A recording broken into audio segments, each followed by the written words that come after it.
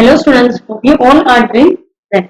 See, previously આપણે તમારું company law 2 એનું unit number 3 liquidation of the company એમાં ઇન્ટ્રોડક્ટરી પાર્ટ જે છે આપણે ડિસ્કસ કરી લીધેલો હતો, જેમાં એ લોકોએ તમને લિક્વિડેશન જે છે એનો મીનિંગ આપેલો હતો એઝ વેલ એઝ તમને એક ડિફરન્સ આપેલો હતો for binding of and dissolution. બરાબર, એને તમે કયા કેસીસની અંદર યુઝ કરી શકો, are the synonym or not. બરાબર, સો એ વસ્તુ બી આપણે ડિસ્કસ કરી લીધી. Let us focus over to the next part, જેમાં તમને એવું કીધેલું છે કે circumstances in which company may be wound up by national company law tribunal NCLT through. બરાબર, ટ્રિબ્યુનલ કે જે કંપનીઝ એક્ટ 2013 સેક્શન 271 જે છે એના અંડરમાં ટ્રિબ્યુનલ જે છે એનું ફોર્મેશન થયેલું છે અને એ ટ્રિબ્યુનલ થ્રુ વાઇન્ડિંગ અપ કરવામાં આવે કોઈ પણ કંપનીનું, તો એ કયા સર્કમસ્ટન્સીસમાં એવું થઈ શકે એમ છે. બરાબર, કારણ કે દરેક કેસમાં એનસીએલટી પિક્ચરમાં ના આવે. ઘણી વખત તમે સાંભળ્યું હશે કે વોલ્યુન્ટરી વાઇન્ડિંગ એટલે કે કંપની પોતાની જાતે જ જે છે એ કંપનીના ઓપરેશન્સ જે છે એને બંધ કરવા માંગે છે. બરાબર, સો જોઈએ એનસીએલટી માટેના કયા કયા ગ્રાઉન્ડ્સ છે, કયા કયા બેસિસ છે કે જેના બેસિસ ઉપરથી કંપની જે છે એ વાઇન્ડ અપ કરે છે પોતાના ઓપરેશન્સ. સો એ વસ્તુ જે છે તમને આની અંદર આપેલી છે. A company under section 271 subsection 1 may be wound up by the tribunal if the company is unable to pay its debts. બરાબર, ક્યારે કંપની વાઇન્ડ અપ કરે છે પોતાના ઓપરેશન્સ, તો કે ઘણી વખત એવું થતું હોય કે કંપની જે છે એ પોતાના ડેટ્સ જે છે એને એટલે કે પોતાના દેવા જે છે એ ભરવામાં નિષ્ફળ જાય છે. બરાબર, અને હું મારું દેવું ભરી ન શકું તો ઓફકોર્સ જે છે એ મારા બિઝનેસ વાઇન્ડ અપ કરીને મારે એને દરેક અસેટ વેચીને એ લોકોને રીપે કરવા પડે પૈસા. એ પૈસા કે જેના બેસિસ ઉપરથી જે છે એ આ બિઝનેસ ચાલતો હોય. બરાબર, સો એ એક વસ્તુ કીધેલી છે. સેકન્ડ તમને કહે છે if company has by special resolution resolved that the company be wound up by the tribunal. બરાબર, સ્પેશિયલ રિઝોલ્યુશનમાં જ કંપની એવું કીધેલું છે કે અમે અમારા ઓપરેશન થ્રુ એનસીએલટી એટલે કે ટ્રાઇબ્યુનલ થ્રુ જે છે એ અમે કરવા માંગીએ છીએ, અમારા ઓપરેશન્સ જે છે એને વાઇન્ડ અપ, તો પછી એ પ્રમાણે વાઇન્ડ અપ થશે.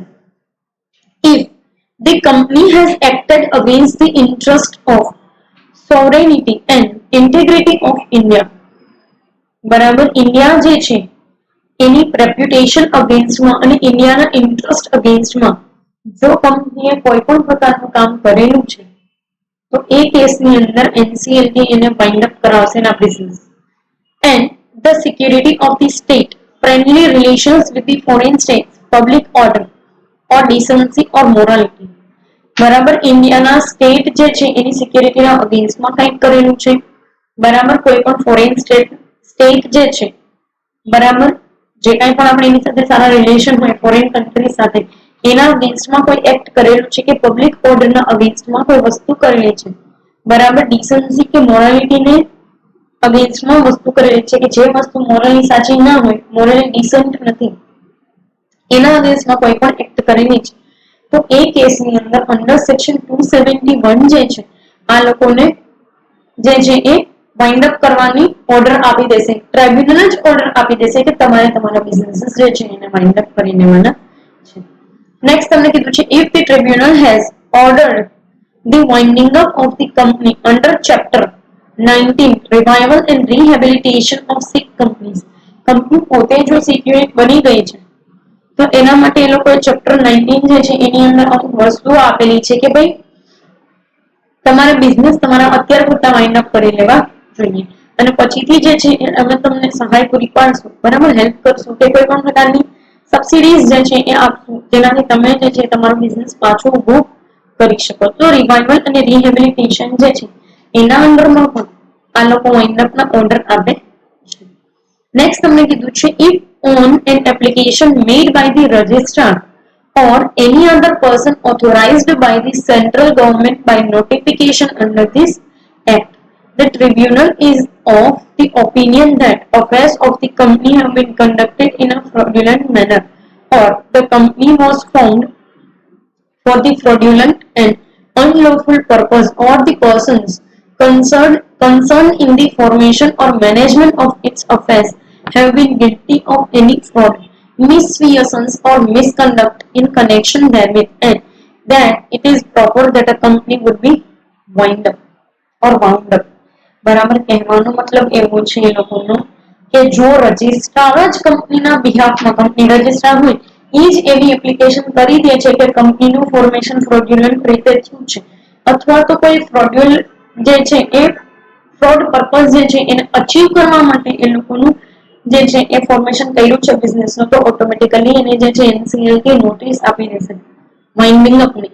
બરાબર, અથવા તો જે કોઈ પણ લોકો કંપની સાથે જોડાયેલા છે, કંપનીના મેનેજમેન્ટ સાથે જોડાયેલા છે, એ લોકો કોઈ પણ પ્રકારના ફ્રોડ્યુલન્ટ અથવા તો અનલોફુલ પર્પઝથી કઈ એક્ટિવિટી કરે છે બરાબર કંપનીની અંદર, અને એ લોકો આવા કોઈ પણ ફ્રોડ કે મિસફિયસન્સ કે મિસકન્ડક્ટની અંદર ગિલ્ટી સાબિત થાય છે તો એનસીએલટી જે છે એ ઓર્ડર જે છે એ પાસ કરે છે કંપની વાઇન્ડિંગ અપની. બરાબર, કંપની જે છે એ વાઉન્ડ અપ કરવાનું. રાઈટ, નેક્સ્ટ તમને કીધું છે if the company has made a default in filing with the registrar its financial statements or annual returns for immediately preceding 5 consecutive financial years. બરાબર, છેલ્લા 5 વર્ષથી જો કંપનીએ એક પણ પ્રકારના ફાઇનાન્શિયલ સ્ટેટમેન્ટ્સ કે એન્યુઅલ રિપોર્ટ્સ જે છે, એન્યુઅલ રિટર્ન્સ જે છે બરાબર એ રજિસ્ટ્રારને આપેલા નથી કે એને સબમિટ કરાવેલા નથી, તો આ કેસની અંદર જે છે એને એનસીએલટી નોટિસ આપી દેશે કે ભાઈ તમે તમારી કંપની જે છે એનું વાઇન્ડ અપ કરી લો. બરાબર, કારણ કે જે કંપની ફાઇનાન્શિયલ સ્ટેટમેન્ટ ન દેતી એ શું ફાઇનાન્શિયલ જે છે એ પોઝિશન બતાડે, ફાઇનાન્શિયલ પોઝિશન જ જે કંપની નથી બતાડતી એ શું એવા બેનિફિટ માટે કામ કરશે કંપનીનું. બરાબર, તો એ બી એક વસ્તુ જે છે એ આપેલી છે. લાસ્ટમાં તમને કીધું છે કે if the tribunal ease of the opinion that it is just and equitable that the company should be wound up. બરાબર, ટ્રિબ્યુનલના ઓપિનિયનમાં એવું એક વસ્તુ આવી છે જસ્ટ એન્ડ ઇક્વિટેબલ ઓપિનિયન, એટલે આ છે ને એ આપણે આગળના જે છે એ વસ્તુમાં સમજીશું. બટ જસ્ટ એન્ડ ઇક્વિટેબલ એટલે કે લો દ્વારા, કાયદા દ્વારા, એ કાયદાની નજરમાં એ લોકોને એવું લાગે છે કે કંપની વાઇન્ડ અપ કરી દેવા જોઈએ બિઝનેસ, તો એ વાઇન્ડ અપ કરાવશે. બરાબર, સો એ બી એક વસ્તુ જે છે આની અંદર આપેલી છે. હવે તમને એક આપેલું છે અંડર સેક્શન 271 સબસેક્શન 2. બરાબર, સેક્શન 2 જે છે એના અંડરમાં એ લોકો કહે છે કે ઇનએબિલિટી ટુ પે ડેટ કયા કેસની અંદર જે છે એ કોઈ પણ પર્સનની ઇનએબિલિટી બતાશે ડેટ પે કરવાની. બરાબર, તો જોઈએ શું કહેવા માંગે છે. If a creditor by assignment or otherwise to whom the company is indebted for an amount exceeding 1 lakh rupees then due has served on the company by causing it to be delivered at its registered office or by registered post or otherwise, a demand requiring the company to pay the amount so due and the company has failed to pay the sum within 21 days after the receipt of such demand, or to provide adequate security or restructure or compound the debt to the reasonable satisfaction of the creditor.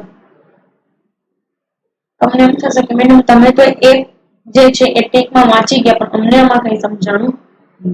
બરાબર, સમજાવું છું શું કહેવા માંગે છે. જો creditor કોઈ પણ અમાઉન્ટ થી એન્ટાઇટલ હોય, એવી અમાઉન્ટ કે જે 1 લાખ રૂપિયા કરતા વધારે હોય અને એના ડ્યુઝ જે છે એટલે કે એના હપ્તા ચડી ગયેલા હોય.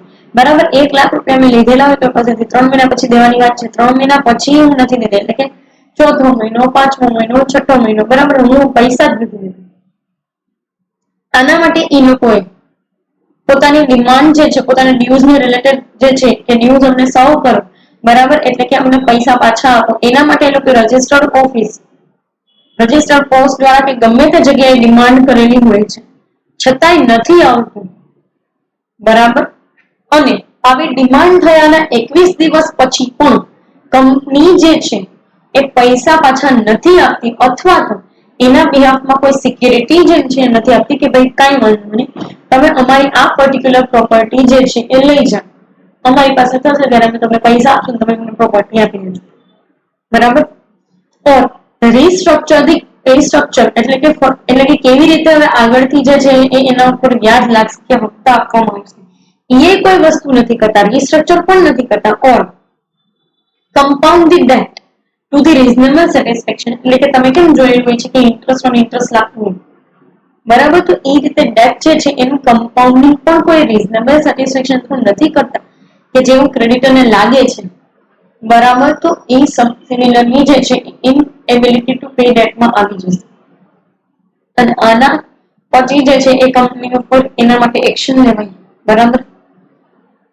સેકન્ડ તમને કીધું છે if any execution or other process issued on a degree or order of any court or tribunal in favor of a creditor of the company is returned to the unsatisfied in whole or in part. બરાબર, કહેવાનો મતલબ એવો છે કે ક્યારે બી એવી કોઈ situation આવે છે કે જેમાં કંપની જે છે એ બેઝિકલી એવા કોઈ પણ એકની અંદર ઇન્વોલ્વ થઈ જાય છે કે જેમાં કંપનીએ હાફ પેમેન્ટ કરવાનું એ બી એ લોકો સેટિસ્ફેક્ટરીલી નથી કરી શકતા અને આવા કેસની અંદર ક્રેડિટર જો એના ઉપર કોઈ પણ ડિમાન્ડ કરે છે કે ભાઈ તમે અમને પૈસા અમારા પાછા આપો, તો આ કેસની અંદર પણ એની ઇનએબિલિટી ટુ પે ડેટ વાળશે અને એના કેસમાં બી જે કંઈ પણ કોર્ટ છે કે ટ્રિબ્યુનલ છે એ એક્ટ કરશે ને એને ઓર્ડર આપી દેશે બેઝિકલી કે ભાઈ તમે અમે તમારી કંપનીનું વાઇન્ડ અપ કરી દો જો તમારાથી કોઈ પણ પ્રકારના ક્રેડિટર પૈસા પે નથી થતા તો.